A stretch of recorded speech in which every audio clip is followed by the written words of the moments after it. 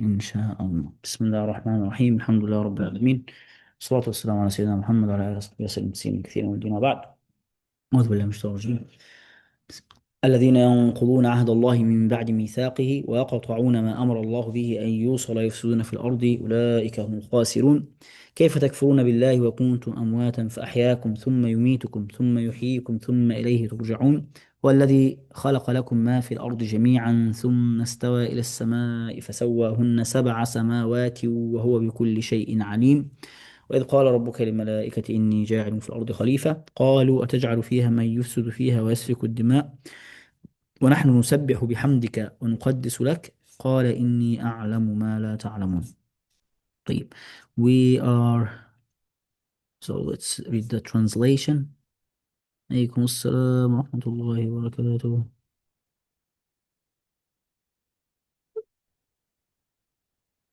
Those who violate Allah's covenant after it has been affirmed, break whatever ties Allah has ordered to be maintained, and spread corruption in the land, it is they who are the true losers. So we start with this verse and reflecting on this verse that came after, like, we to understand it we have to connect it to the verse before it. So the verse before it is talking about specific group of the hypocrites and disbelievers who would kind of argue with the Prophet sallallahu alaihi wasallam, who Allah subhanahu wa ta'ala would bring certain verses. They would instead of focusing on the main obvious meaning of the verse or the verses of Allah subhanahu wa ta'ala, they would stick to specific details that is not meant for themselves. It's just brought as an example that Allah subhanahu wa ta'ala used in that example or that parable. So Allah subhanahu wa ta'ala described them as the fasiqeen. But he like they were like the last part of that verse, the previous verse, especially through this test, through this test that Allah subhanahu wa ta'ala does, He leaves many to stray and guides many, and He leaves none to stray except the rebellious. So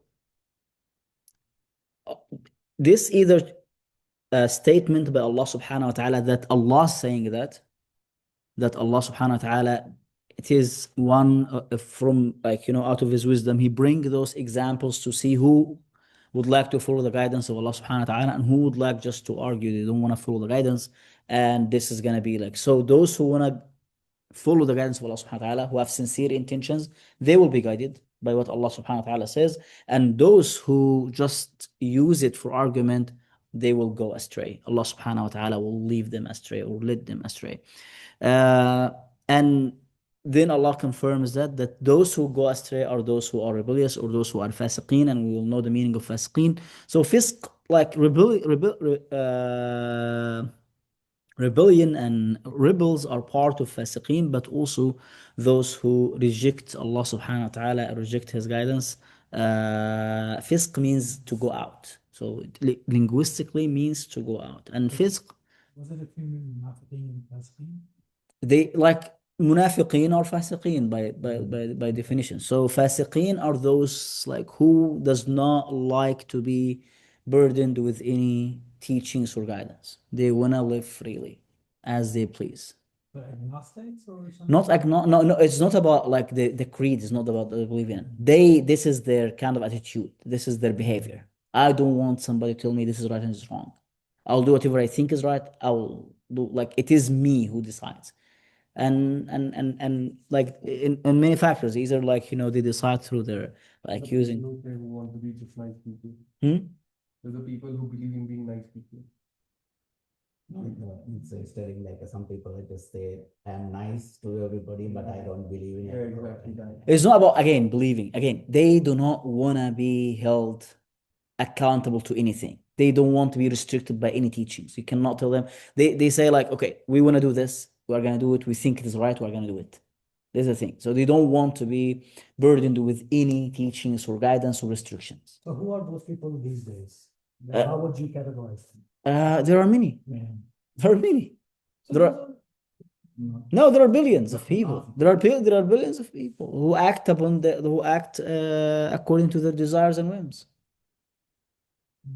I'm just trying to figure Even some Muslims are part of Yeah, that. exactly. That's what I'm saying. Like, you know, There are many Muslims. exactly. That's what I'm saying. Like, it is everywhere. They're all fasting. Yeah. And fisk is just like, yeah, it is just like, I mean, like when I say some I would say, because it shouldn't be the case for Muslims to be fasiqeen. But everybody claims to be whatever. We cannot say they are not Muslims. They are Muslims. We cannot. But many of those who say we are Muslims, that's why the Quran, when it talks about munafiqeen, he didn't say munafiqeen are kafirin, by the way. Even though Allah said they are going to be in a worse place in the hellfire than the kafirin. That's But munafiqeen, right? yeah. What about fasiqeen? But Allah didn't say they are kafirin, even though they are committing acts of kufr. But Allah said what? وَمِنَ النَّاسِ مَنْ يَقُولُ آمَنَّا بِاللَّهِ. They claim to be part of the believers community. They claim to be like Muslims. Allah didn't say like وَمَا هُمْ بِمُؤْمِنِينَ. Truly they are not. But for us, we cannot judge them. We cannot say, no, you are a kafir, I'm gonna kill you, or you are a kafir, don't come to the masjid. As if Yes, fisq means khuruj.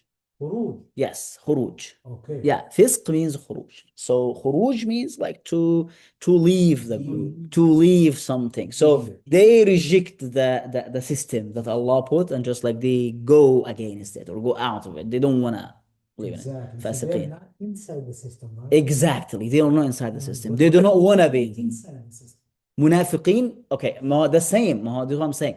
They are not in the system because of what they are doing, but they might claim, their tongues might say, no, we are Muslims. You get what I'm saying? Yeah, they can claim whatever. Exactly. Yes. Fasiqeen are very distinguished. Again, fasiqeen can be part of like a hypocrite can be fasiq at the same time. You know what I'm saying? A kafir is fasiq at the same time. A Muslim also is fasiq, because a Muslim can be munafiq as well. We talked about this. How like nifaq is not like is categories and levels. There is a Muslim who has some nifaq in them and they need to clean themselves from this nifaq. There are also like a munafiq who is completely not a Muslim and he's not believing in Allah subhanahu wa ta'ala, just claim and pretend for certain goals. And this happened at the time of Rasulullah. Those who were like they don't know. They just see the Jews might be on rise and Muslims want to be on rise. So they were trying to be in the middle. If the Muslims win, they're gonna join the Muslims. If the Jews would win, they would join the Jews. This is kind of if the Quraysh people would win, they would join the Quraysh people. They are with whoever is gonna win and give them privilege. So this is like the difference between the 26 talks about fasiqeen, but 27 is about munafiqeen. 27 is explaining who are the fasiqeen. Who are the fasiqeen? Yes, who are the fasiqeen? This is Allah's definition for them. Those who violate Allah's covenants. Those who violate Allah's covenants after it has been affirmed. And this is again, meaning that whether they are like, this can apply to Muslims, apply to Christians, applies to Jews, apply to anyone else in different sense. So for Muslims, Christians, and Jews, they themselves said we are Muslims, we are Christians, we are Jews. So you should abide by what God told you to do.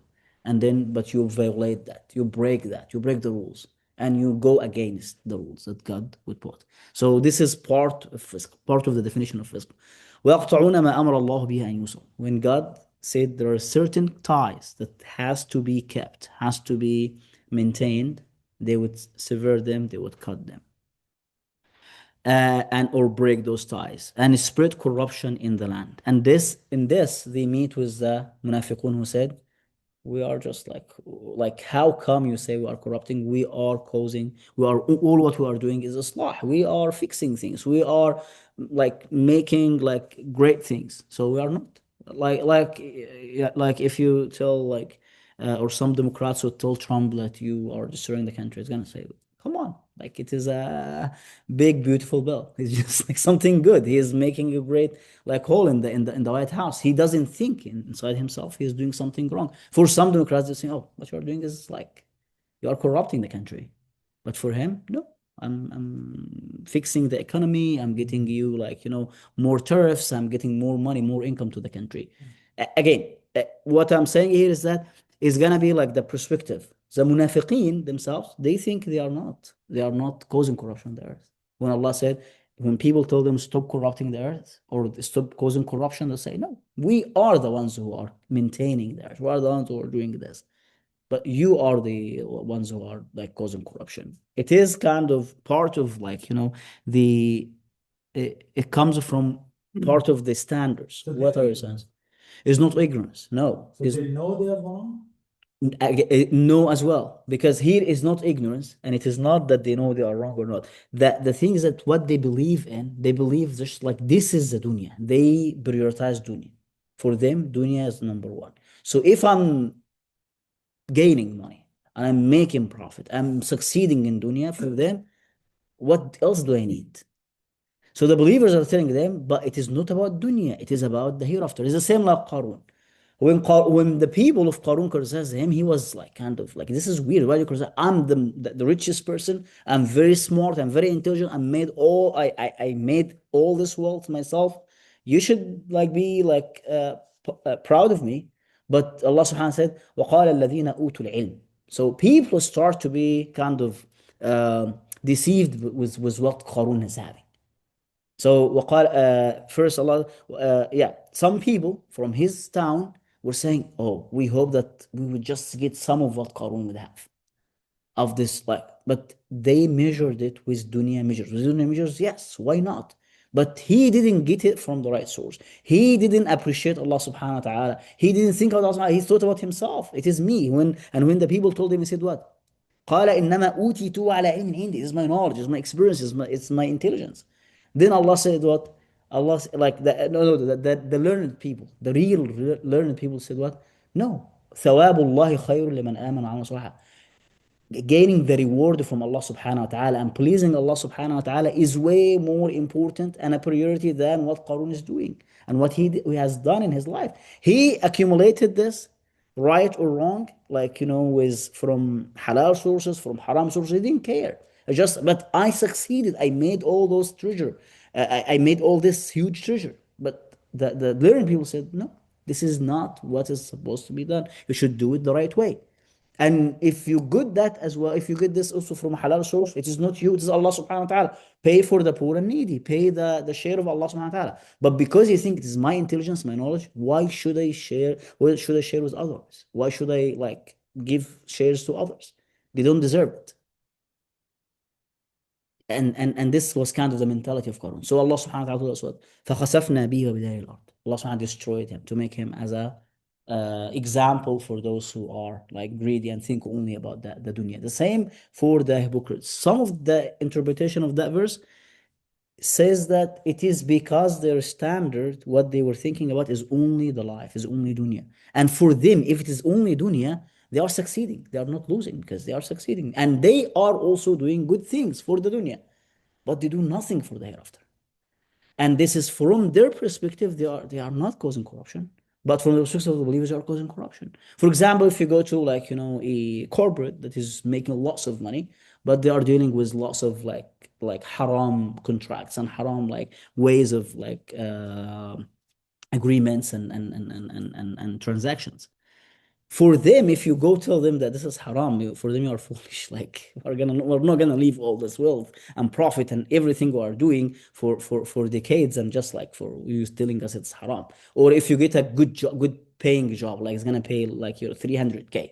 But there is some for you, it is just, like it is doubtful regarding what you believe in, and you leave it. Many people will tell you it is haram for you to leave them because man, this is money. Take it and benefit Muslims and all those things. And you try to also exactly, and you rationalize it. And by the way, some people like in Egypt, for example, we have those like we have this like famous like belly dancers and stuff like that. It was weird before that some sheikhs told them like, no, you don't need to stop. Continue and pay charity and go do Hajj and do good. You get the concept here. You get the concept here. So it is our like brains functions in a materialistic way in that we completely forget about. But this is Allah said it's haram. This should be the biggest part of it, not the biggest part of it. Oh, we are benefiting and we're making lots of money. You get that? So if you talk to those corporates, they're gonna say, "Oh man, I have like 3,000 employees that I'm employing and I'm benefiting them. There are 3,000 families that are dependent on me, and I'm doing this business to benefit." This is how also the human being is gonna justify for themselves doing haram things and doing things that would go against what Allah Subhanahu wa Taala commanded. But for the if it depends here. So if you come from that perspective, they are doing great job. If you come from another perspective, they are causing harm because Allah said, if you violate Allah's borders and Allah's rules, you are causing corruption. This is corruption. This is what, and this is the definition of Allah Subhanahu wa Taala of corruption. This is the standard that Allah put for corruption. But for them, the corruption is to be poor. You get that? And this is like the difference in perspective, I would say, the difference in standards. That's why fasiqeen, they just like wanna have, and again, these are Quranic terms that we also need to reflect more on in the light, as we said, the whole Quran, how the Quran depict fasiqeen in the rest also of the Quran. It's gonna give us also a better understanding of what fasiqeen is. Who are the munafiqeen? When we go to Surah An-Nisa, we learn about munafiqeen, and also Surah Al-Munafiqun at the end of the Mus'haf, we will know, okay, now I have a full picture what munafiqeen are also. So this is going to also improve our understanding. Fasiqeen from the language context, apart from Quran, means someone who outrightly rejects. Yes. Okay. Yes. Fasiq is that You're who fasiq. rebels. Yeah. In the language, you are fasiq. Yeah. Exactly. Like somebody in Ramadan coming to the masjid and he's eating, like in Dhuhr prayer, and he's just standing there eating. Exactly. The munafiq will not do this. Yeah. So yeah, this is kind of the outright fasiq. This is like people are gonna say, oh, and also he's fasiq. He went against the group. Like, he's like part of the masjid, but he's going against the masjid, just like eating in the day of Ramadan. This is kind of a very good example for it. So Allah subhanahu wa ta'ala described them as those who would violate Allah's covenant after it has been affirmed, meaning they violate Allah subhanahu wa ta'ala's rules and teachings. And this applies also to يقطعون أمر الله. One thing that I noticed, that whenever Allah talks about those who cut the ties that Allah asked to be connected, and this could be ties of family, ties of like larger family, and ties also with the community, always Allah connected with fasad, with corruption. So in many surahs, as we will see, when Allah subhanahu wa ta'ala talks about those who cut or break the ties that Allah commanded that would be connected, Allah subhanahu wa ta'ala also connected always and tied to corruption. It is always tied to corruption. Type. Then here is a very interesting verse that Allah subhanahu wa ta'ala is saying, how can you deny Allah? How can you ignore God when you were lifeless and He gave you life? When He will cause you to die, then resurrect you to be returned to Him. So this verse is like, one of the verses that, like, as Allah subhanahu wa ta'ala is telling those who choose to disbelieve, that, like, how dare you do this? How dare you deny God? And He created you when you were not there. And He would cause you to die again, and then He would resurrect you, and you shall return to Him. So this is kind of one of the verses that tells you, even though the disbelievers might have their own philosophies and they are capable of philosophizing them, but God always depicted them that they are doing something that is obviously wrong. And this is like many verses in the Quran will also speak to that meaning, that even though it's like nowadays, look at the modern philosophies, like majority of them are advocating for non-believing, but and they philosophize it, and they do great work scholarly to philosophize them and to philosophize their disbelief. But Allah subhanahu wa ta'ala insists in the Quran to make this to look as an odd and strange thing for a human being to deny Allah subhanahu wa ta'ala or to go against Allah subhanahu wa ta'ala and ignore Allah subhanahu wa ta'ala. This is kind of a thing that person, yes, it is like you have water here, but you are sending Humaid to Saudi Arabia to dig a well there in the desert to get you a bucket of water, while you just have a faucet right in front of you. This is kind of the Quranic rationale here. It's just like you were nothing, and you have to ask yourself a question. This is extending Aqidah. It's not. Hmm? This is just a proclamation, right? It's not something evident for the disbeliever. This is a good question. It depends on also what is your uh, source of knowledge. What is your like again trusted sources of knowledge? For many of those who believe in scientism, is going to be the senses. I cannot see God. I cannot test him. I cannot test him in the lab. So it's not there. But there is also the rational or the rationality or intellect as a source.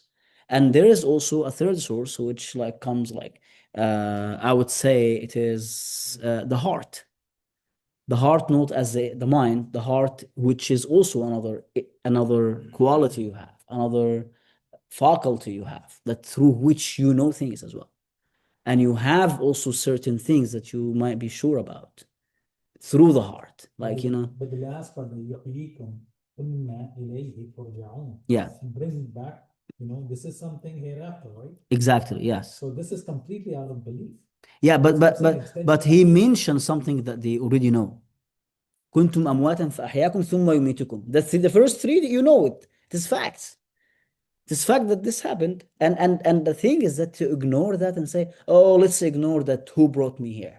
But let's think about something else. It is the same. Let's ignore that I have a faucet here that has water. Let's send Ahmed to Saudi Arabia to bring it from there. You get that? So this is kind of like the rationale that the Quran is Isn't making. a God-like state?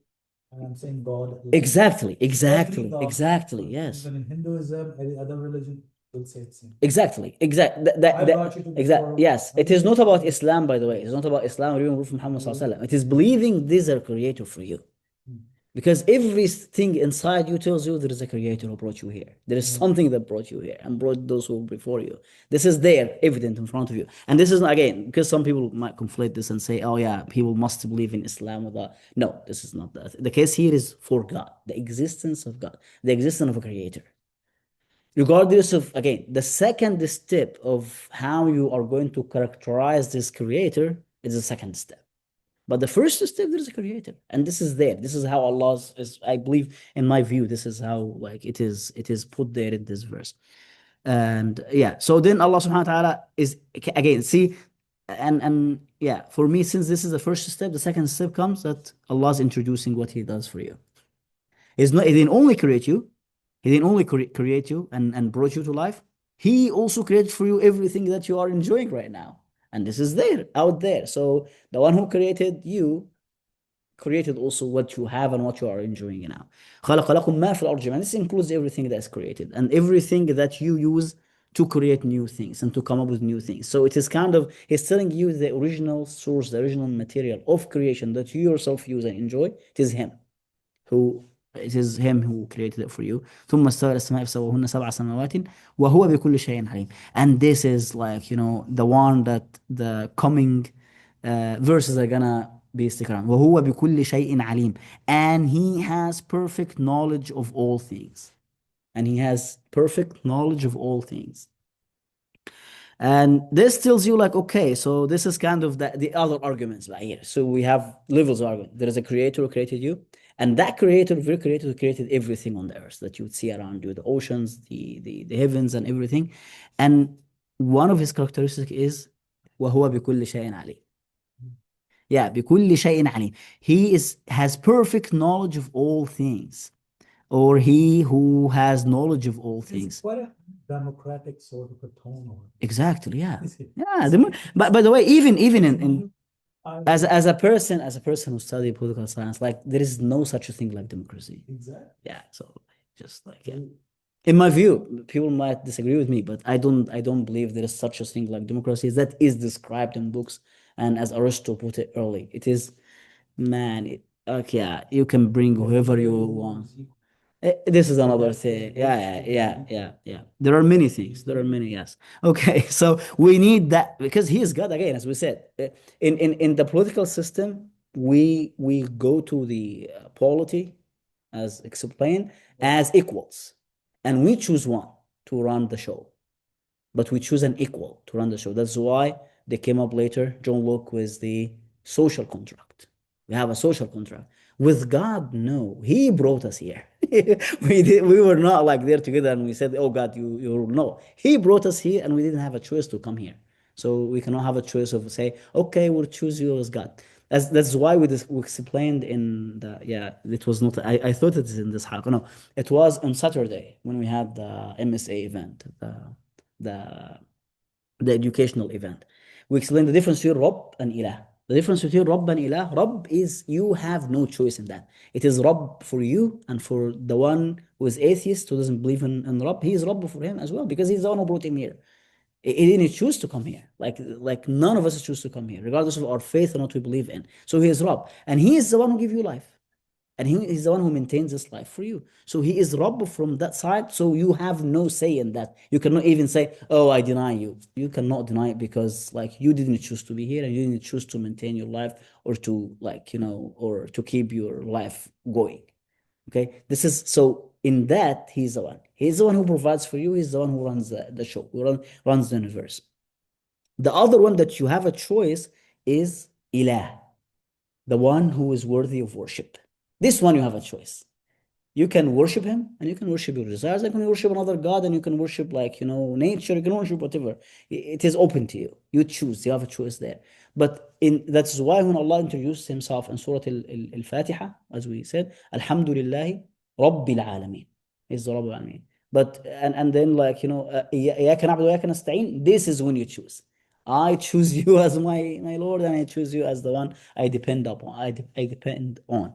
But so this is kind of the one of the differences there, that as Rabb, خلاص, he's there, he created us, we came here. This is like when it comes to the dictator tone. He's Rabb. خلاص. Malik يوم الدين.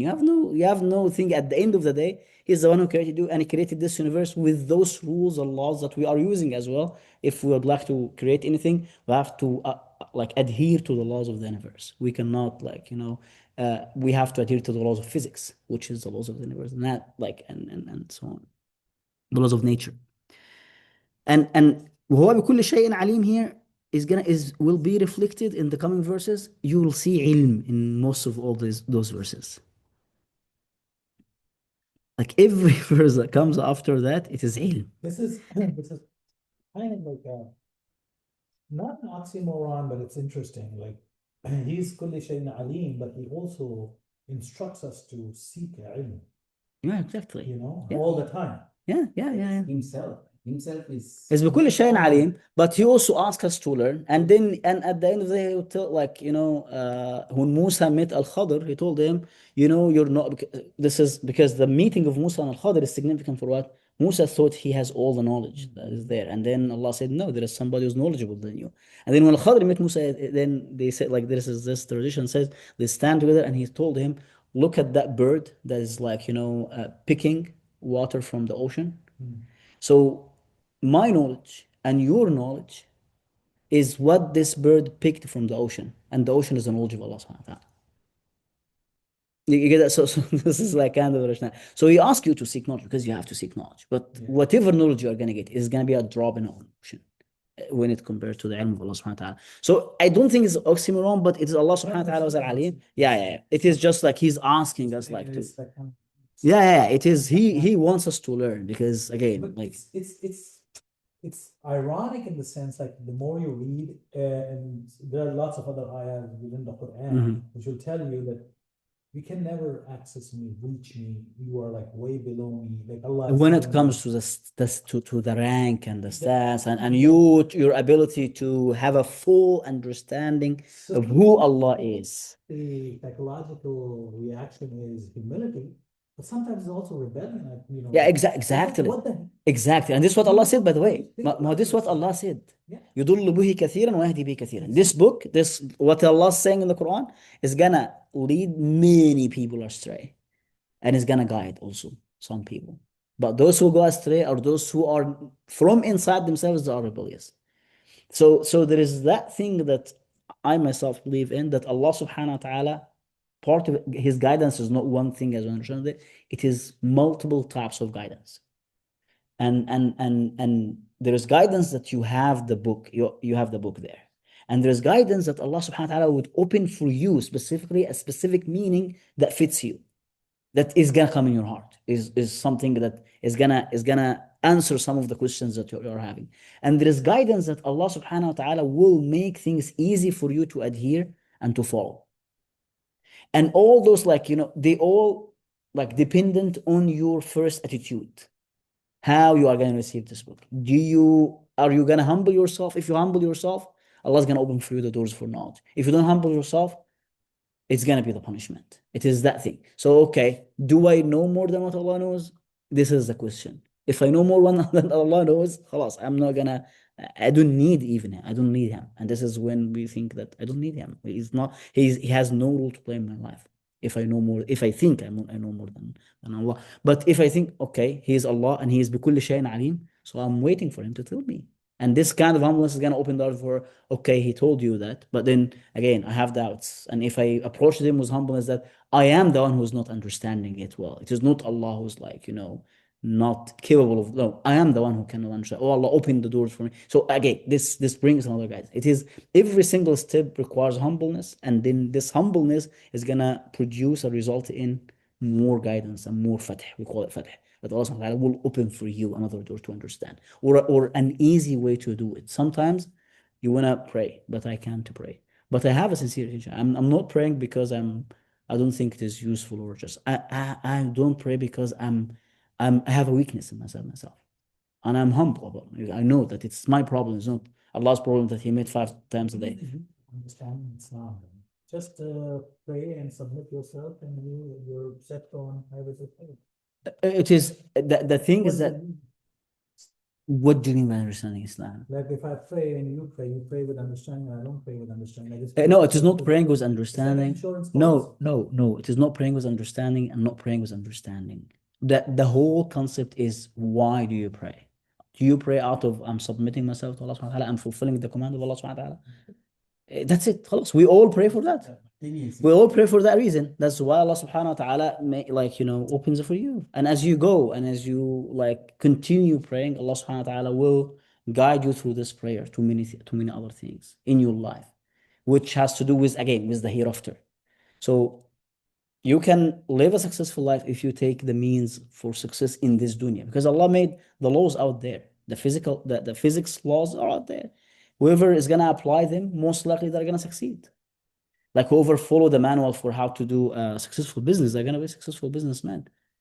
Regardless if they believe or don't believe, they pray or don't pray. This is not the part that the prayer is dealing with. But prayer is going to make you, when you make business, that you earn the money and try your best to reduce any haram thing that might be there in this business. This is the value of the salah there. That makes you adhere to Allah subhanahu wa ta'ala as you are in. I agree with Allah subhanahu wa ta'ala 100%. It's an insurance policy for me to go to heaven.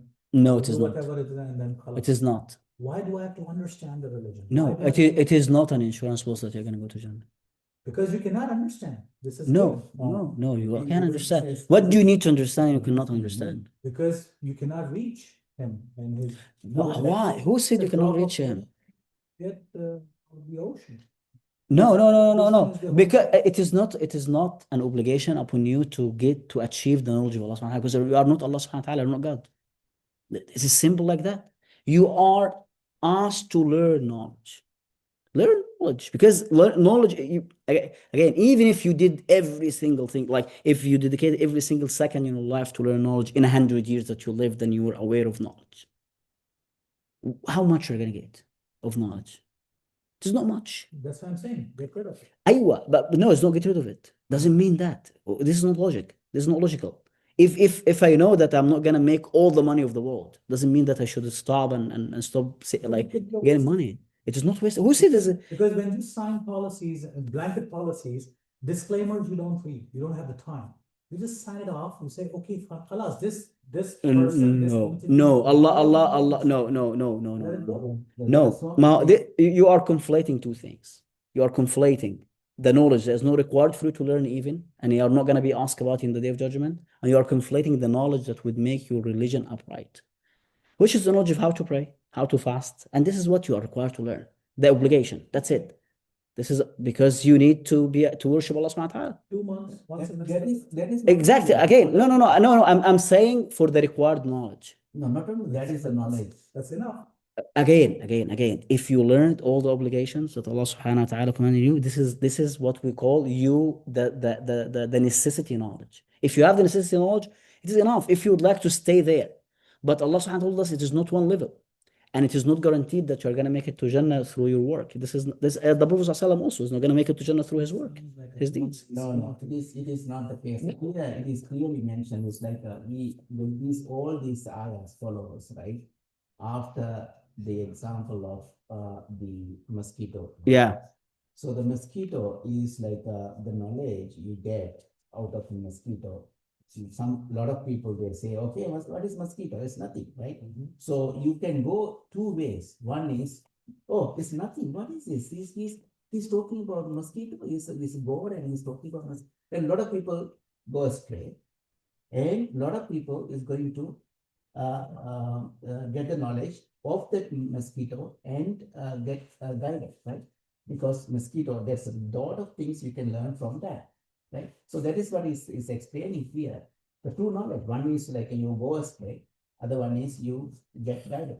It is all about the readiness to receive Yeah. guidance, the readiness to receive guidance. And part of the submission is to follow Allah's command, even though if you don't think is gonna result in dunya benefits. Again, the main job for the human being on the earth is to worship Allah subhanahu wa ta'ala, to submit to Allah subhanahu wa ta'ala. And this is what Allah subhanahu wa ta'ala said clearly. وَمَا خَلَقْتُ الْجِنَّ وَالْإِنسَ إِلَّا لِيَعْبُدُونَ. What do you need? What is required? The amount of knowledge that makes you fulfill the commands of Allah subhanahu wa ta'ala to achieve this ibadah. To achieve this ibadah. That's it. To achieve this being a worshiper of Allah subhanahu wa ta'ala. This was required. Those who would like to increase for the sake of Allah subhanahu wa ta'ala, they would increase in knowledge. And they would increase more and more. And as they increase and open their hearts for knowledge, Allah is going to open for them the doors of knowledge. And we have many people who worship Allah subhanahu wa ta'ala and they have the faith in Allah subhanahu wa ta'ala as they see Allah subhanahu wa ta'ala every morning. And they worship Allah subhanahu wa ta'ala as if they are seeing Allah subhanahu wa ta'ala, and they reach that level. It is done through knowledge and acts of worship as well. It is not one thing or another. No, it is knowledge and the acts of worship. Some people worship Allah subhanahu wa ta'ala all their lives and they went to the hellfire because they worship Allah subhanahu wa ta'ala the wrong way. And they didn't bother to learn. They had the learning open to them. They had the circles of knowledge open to them. We don't want to learn. We don't want to take it. We are going to do whatever our parents were doing. And that's why the Prophet ﷺ told us in the hadith clearly, the virtue of the alim, the scholar, the one who seeks knowledge, over the one who doesn't seek knowledge, and he is a abid, is like the virtue of the Prophet ﷺ over the least amongst the Muslims. Meaning what? That seeking knowledge is required for itself. You get thawab even for it. You open your heart for knowledge. So not every single one of us is going to learn knowledge. Like you have like killer business school. 1,000 people join every year. Not all of them are going to be A class. Okay, 10 students will be A class, and many students will be average, and some students will be very low, and they might not even leave the college. So it is different when it comes even to those kind of knowledge that you like that. But also for the knowledge of akhirah is also different. But the knowledge of akhirah, Allah subhanahu wa ta'ala opens them based on sincerity and effort. Not only effort, sincerity and effort. Like the knowledge of the dunya, they are also based on like intelligence, the readiness, and also the effort. Some people have the readiness and have the intelligence. That's why they put 1 hour of study. It equals 10 hours of study of another student, and so on. The same also applies there. You have a believer who puts 1 hour with sincerity, but they knows what they are doing. They have the knowledge. And some others who spend 10 hours exhausting themselves in a worship, they have sincerity, but they didn't seek knowledge. They didn't give even 1 hour every day to seek knowledge. They'll give 10 hours for worship, but and we have this example of the person who worshipped Allah subhanahu wa ta'ala, and shaitan was capable of deceiving them. So the thing is that knowledge is important component there. But which type of knowledge? This is the question. Which type of knowledge? the knowledge that would bring you closer to Allah subhanahu wa ta'ala.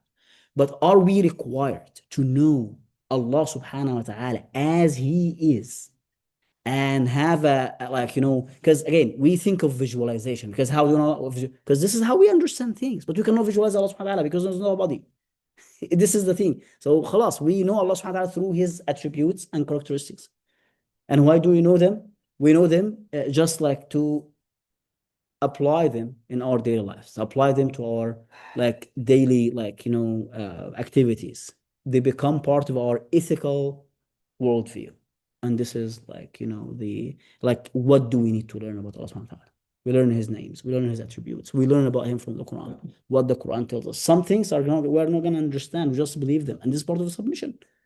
Part of the submission is to believe in them as they are and to believe in Allah subhanahu wa ta'ala even though you cannot have a full grasp of Him. And you will never have a full grasp of Him because He is not like anything that you have ever seen in your life. ليس كمثله شيء وهو السميع البصير. He's not like anything that you have seen in your life, you have experienced in your life, you have imagined in your life. So how you can get a full grasp? And this is part of the challenge, part of the submission. If submission is that easy, it would not be a test. Salam alaikum. Can you guys hear me? Yeah. So I think the confusion is in the word knowledge. Yes. Because knowledge is not information, and it is not scientific or material or imperialistic and evidence based the way the scientific method is. Knowledge is also awareness. There are several dimensions of knowledge, and one of which is spiritual, and most of it is awareness. And Prophet Muhammad ﷺ emphasized the awareness of God to get to know who God is for the individual, what it means to have a God. So it's not just knowledge of fara'id, of how to pray and how to fast and all of that. That is information, and it might be vacuous and not enough if the awareness of God is missing. And this is why a lot of people have crisis of faith, because it was based on information and it based on mimicking of behavior of fara'id, whereas the awareness of God is missing. So it's not one and the same. The most important, the most critical aspect is the awareness of God, and that requires an awareness of self. And this is also severely missing. Yes, you are completely right.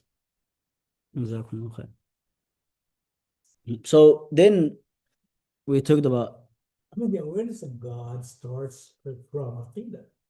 The problem is with the Aqidah equation, the way Aqidah is put out there.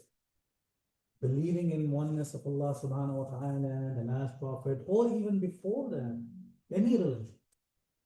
This is like a blind submission, right? And then you basically branch out into something which can be more scientific. Is there a scientific explanation to Aqidah? How? This is a problem. So because you're talking about two different realms. Huh? You're talking about two different realms. The realm of scientific is empirical knowledge, experimental knowledge. The realm of Aqidah has to do with rationality on one side, heart and spirituality on the other side. That's real. Exactly. Who said that the Aqidah has to do with science? No. Again, who said the Aqidah has to do with science? Nobody. Like religion didn't come and say, hey, you have to create those theories in science. Religion didn't involve itself in science. What happened is scientists started to attack religion and they are two different realms. But science is not only about experimentation, it's also with simple cause and effect, which is there in the nature.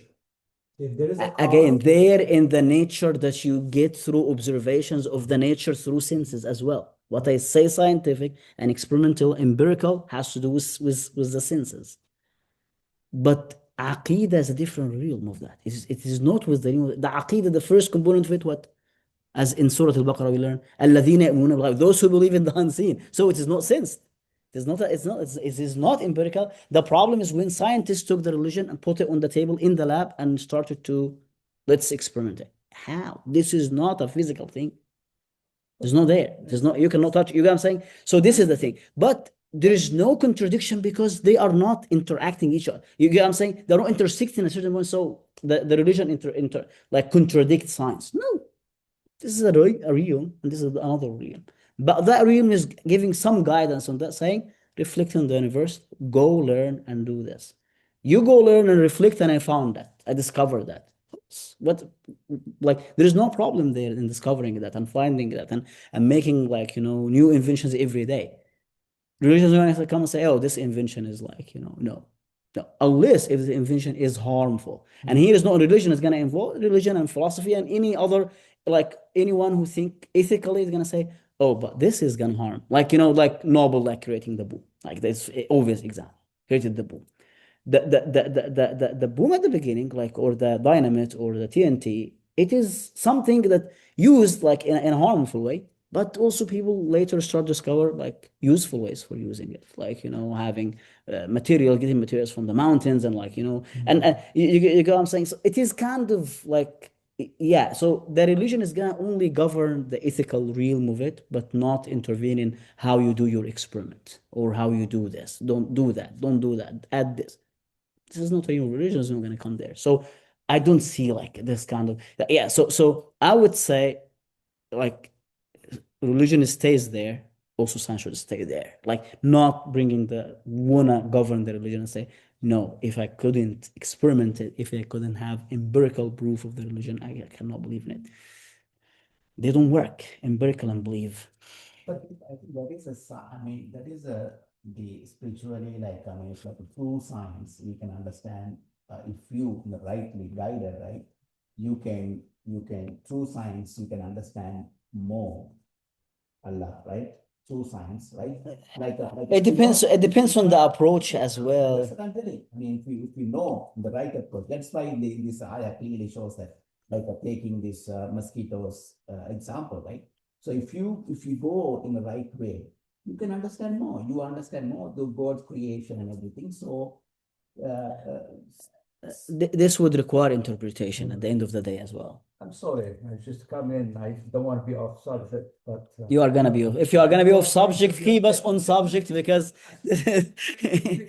what you guys you say, I mean, I think science, will prove that God existence.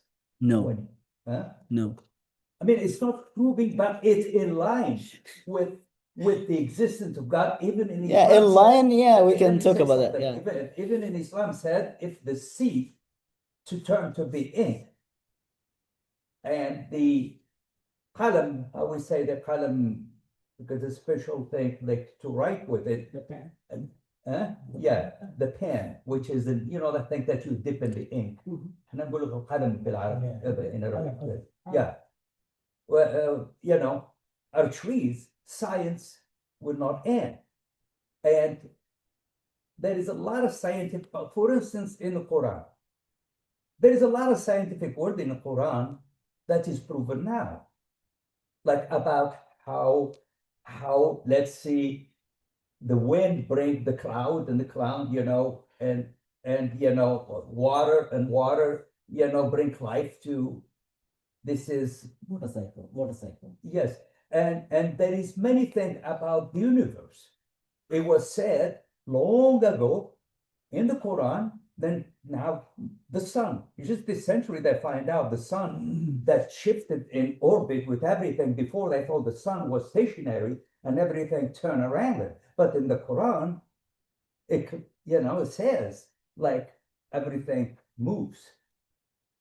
In the air and in the in the space.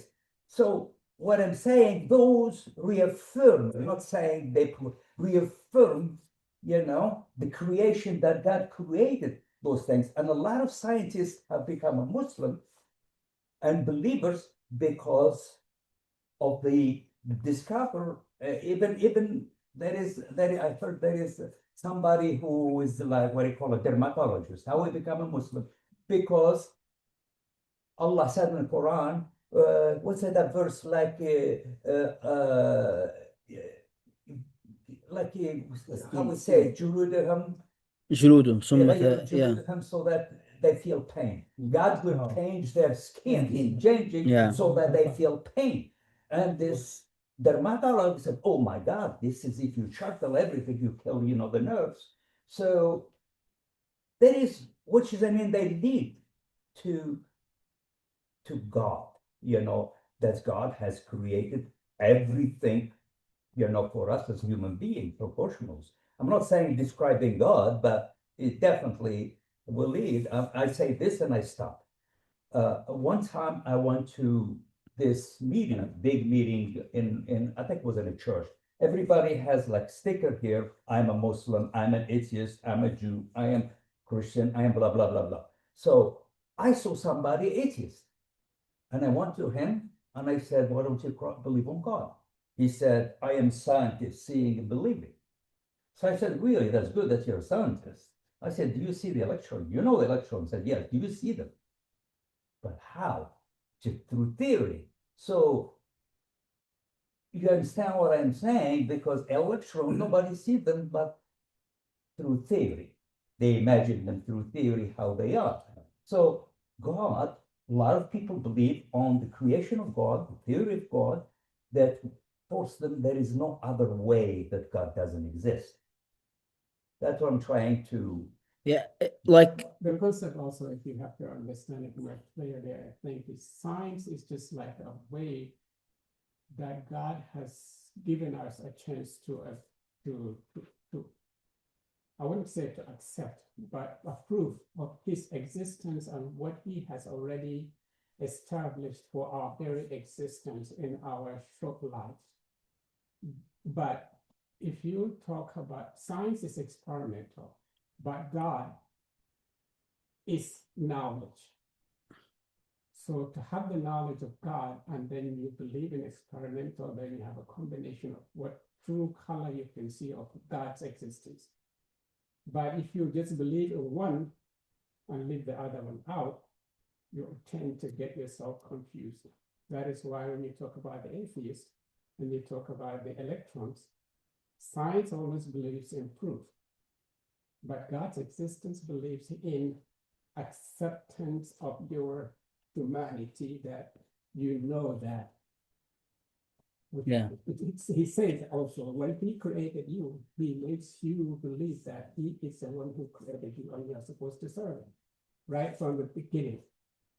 So that is just like you're trying to establish that standard, which you have to believe. So a lot of people, when they have the concept of science into religion, it leads to misconception. What do you mean God يخشع من عباده العلماء? إنما يخشى الله من عباده العلماء. What that means? That's important. Those who are most aware of Allah subhanahu wa ta'ala are those who are most knowledgeable. But again, let's complete. get back here. So again, the science part, like it depends on how you how you approach it, how you approach like science and how you understand it. So there's many scientists who accepted Islam based on their own rationalization of how the Quran would give them kind of proof for them. Again, still, like it is not empirical, it is something inside them that tells them. And this is like regardless of how scientific they are and mentalities are, they depend again on that thing in the heart, It's which the is same spiritual. thing as a concept that when you talk about Cousteau, when he Yeah. was exploration in the ocean, where they found a place in the ocean where the water, Doesn't mix salt with the water, sweet water. Yeah. and then he studied that in all his life in his exploration. Yeah, And when he came to because that- the Quran said مرج البحرين يلتقيان يرضون بينهما برزخ لا يبغيان. Exactly, he Yeah. accepted God's existence. Because most scientists really,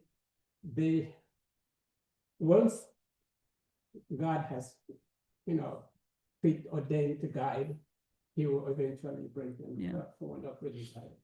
But- They can do anything they can in the world, but if he does not really guide them, some of them become pompous and arrogant and will go that way. Yeah, if Exactly. you guided, you would know what that is. Yeah, so I see. Okay, let's dive in. because like we have 2 minutes. We have 2 minutes. So وإذ قال ربك الملائكة إني جاعل في الأرض خليفة. So I'll read the translation of the verse and inshallah I'm gonna explain it next week. Remember when your Lord said to the angels, I'm going to place a successive vicegerent, vice-regent, whatever you translate it to, human authority on earth. They asked Allah, will you place in it someone who will spread corruption there and shed blood while we glorify you, we glorify you praises you and proclaim your holiness. Allah responded, I know what you don't know. As I said, every verse we're going to talk about is going to have this a sense of knowledge there that Allah knows the superiority. Don't I know find what you know. Yeah, and this is we ended last session, by the way, with this verse, right? We're talking about not with this verse, no, talking about this concept. Why the angels ask, like were they questioning Allah subhanahu wa taala, or they wanted to learn, like they wanted to know why this is there, like why would you create a person that we know that like this is how humans would act. There is a lot to be said about this verse. This is kind of one of the key verses in the Quran about the creation of the human beings for the earth. And what does creation mean? The word Khalifa itself, how do you understand it? Because the Quran commentators like have many like opinions about it, and there are lots of arguments about the word Khalifa, what Khalifa means, which Khalifa successive, and who is he succeeding? Like who is the successor succeeding? Anything there? Sorry? Or whether jinns before?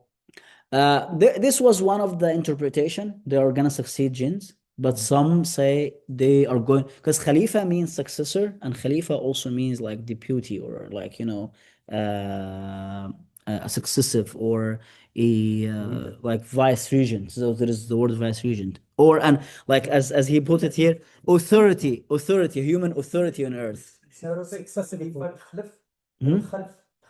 Yeah, this is a linguistic meaning, but you don't take it as a linguistic meaning as well, because there is also the other meaning. Like it's not the other meaning that is the non-obvious meaning. No, like things had linguistic meaning and a usage.